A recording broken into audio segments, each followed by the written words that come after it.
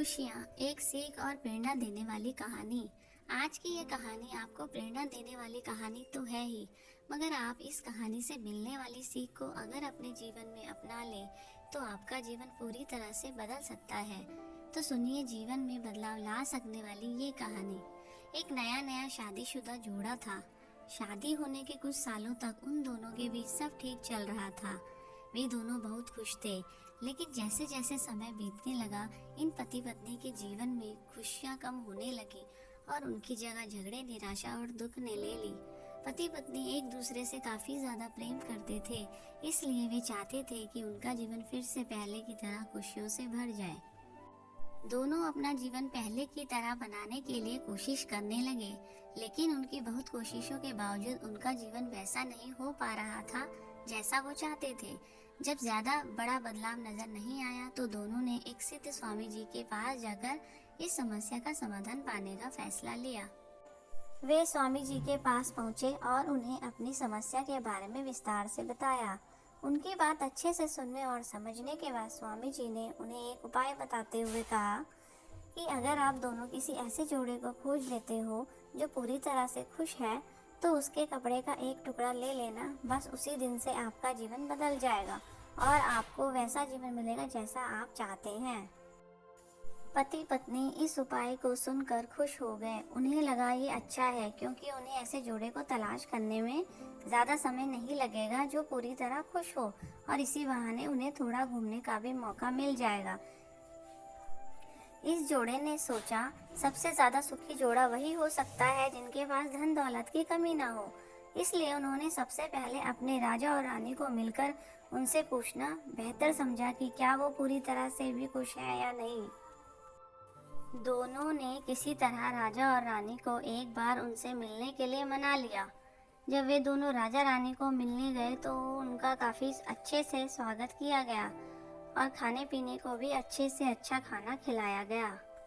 वे दोनों राजा रानी के साथ में बैठे थे। तब मौका देखकर उन्होंने राजा रानी से पूछ लिया कि क्या वो अपने जीवन में खुश हैं। राजा रानी दोनों ने कहा हाँ बिल्कुल, वे दोनों जीवन में खुश हैं। राजा रानी का जवाब सुनकर जोड़े को खुशी हुई, लेकिन फिर भी उन्होंने आगे बढ़कर पूछा, क्या आप दोनों पूरी तरह से खुश हो?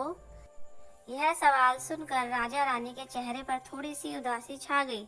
राजा ने कहा, हालांकि भगवान ने हमें जीवन में हर वह वस्तु दी है जिसकी जरूरत होती है, या यूं कहूँ जरूरत से ज्यादा ही दी है, लेकिन एक संतान सुख अब तक नसीब नहीं हुआ। राजा का जवाब सुनकर जोड़े को पता चल गया कि वे भी पूरी तरह सुखी नहीं हैं। उन्होंने अपना सफर आगे जारी रखा। उन्हें पता चला कि दूसरे राज्य में एक बहुत धनी सेठ है। इस सेठ के पास धन दौलत के साथ साथ बाल बच्चे भी थे, इसलिए उन्होंने उनसे जाकर पता करना चाहा कि क्या वह पूरी तरह सुखी हैं या नहीं। उनके घर पर 1-2 दिन रहने के बाद यही सवाल उनसे पूछने पर सेठ और सेठानी का कहना था कि सब कुछ होते हुए भी वह पूर्ण रूप से सुखी नहीं है, क्योंकि उनके 4-5 बच्चों को संभालने में उनका पूरा वक्त चला जाता है और उन्हें अपने जीवन में बाकी सुख भोगने के लिए समय ही नहीं बचता। पति पत्नी का जोड़ा वहां से भी निराश होकर निकला। वो अपने जान पहचान और अनजाने कई लोगों से मिले, पर अंत में उन्हें यही पता चला कि सबके जीवन में कोई ना कोई ऐसी कुछ तो कमियां हैं जिनकी वजह से वो अपने आप को पूर्णतः सुखी नहीं समझते थे। अंत में पति पत्नी एक किसान दंपति से मिले जो दोपहर में खेत में काम करने के बाद खाना खाने के लिए बैठे थे। उनके चेहरे पर जो बेफिक्री और शांति उन्होंने देखी, वो पहले किसी के चेहरे में नहीं देखी थी। जोड़े को लगा कि शायद अब उनकी तलाश खत्म हो जाएगी। किसान पति पत्नी के पास जाकर दोनों ने उनसे पूछा कि क्या वो अपने जीवन में खुश हैं। किसान और उसकी पत्नी ने कहा हाँ बिल्कुल, वो खुश हैं। जोड़े ने किसान से अपना अगला सवाल भी किया कि क्या वो जीवन में पूरी तरह से खुश हैं। किसान ने मुस्कुराते हुए कहा, बिल्कुल, दुखी होने के लिए उनके पास कोई कारण ही नहीं है। ऐसे ही हर तरह से सुखी दंपति की तलाश कर रहे जोड़े ने जब खुश होकर अपने सफर और कारण के बारे में बताते हुए किसान से उसके कपड़े का एक टुकड़ा मांगा, तब किसान चिंतित होकर बोला कि अगर उसके पास एक से ज्यादा कपड़े होते तो वो जरूर उन्हें अपना कपड़ा फाड़ कर दे देता। इसका यह मतलब था कि किसान भी पूरी तरह से खुश नहीं था। क्योंकि उसको चिंता थी कि अगर उसका कपड़ा फट गया तो अगले दिन क्या पहनेगा। अपनी खोज में पूरी तरह असफल हो चुके पति पत्नी को आखिरकार ये समझ में आ गया कि पूर्णतः सुखी और खुश इस संसार में कोई भी नहीं है।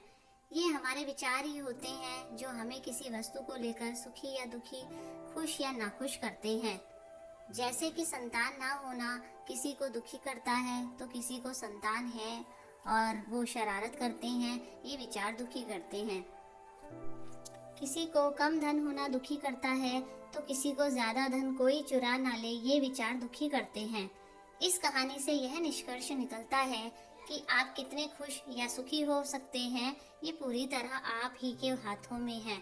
आप जितना चीजों के या हालातों के प्रति सकारात्मक विचार रखते हैं, आप अपने आप को उतना ही सुखी और खुश होने में मदद करते हैं।